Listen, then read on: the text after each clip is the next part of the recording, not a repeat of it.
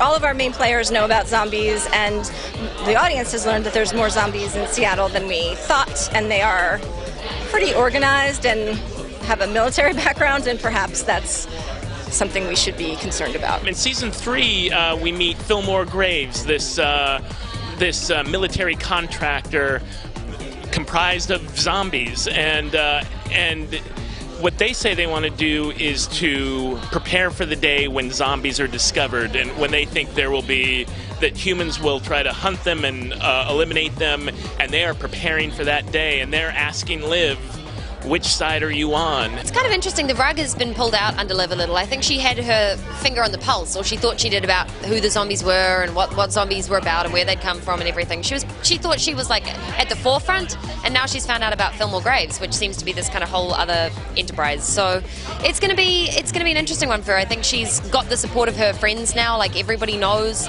So it's a bit more sort of Scooby Gang, like the band are all together working on it, but I think it's definitely an uncertain time for her. We need to contain or obliterate and get rid of what he saw. These zombies cannot enter the world that he lives in. And so I think that becomes his mission. The newest episode picks up literally minutes from where we left off last season, which is really awesome.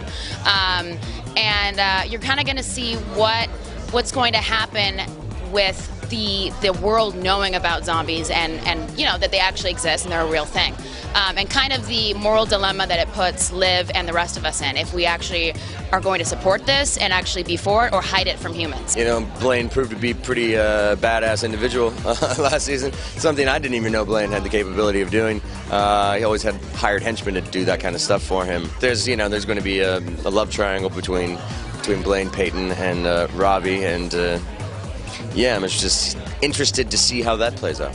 I think a lot of fans are pro Ravi Peyton, which I kind of am too. I think it's that Ross, Rachel, like, will they ever get together? But I think it's also really fun playing the Blaine aspect, just because he's such a dark horse for Peyton to be attracted to. I think that she is a very sensible person and knows better than to get involved with a bad guy, but she just for some reason can't help herself with him. People do want Ravi and Peyton to get together ultimately, but that's why you throw a bad guy into the works, right? It can't be easy. Nothing's ever easy, and happy relationships make for crappy TV, right? So it's great that it's David Anders, so it gives us an excuse to work with David a lot more. But I think a lot of people are team Peyton and Ravi, and that's awesome. They love Blaine. I mean, they love Ravi and Peyton more. I don't know what they call it. Rayton? Yeah. Pavi, I think they call it Pavi, but yeah, I want to bring the pain.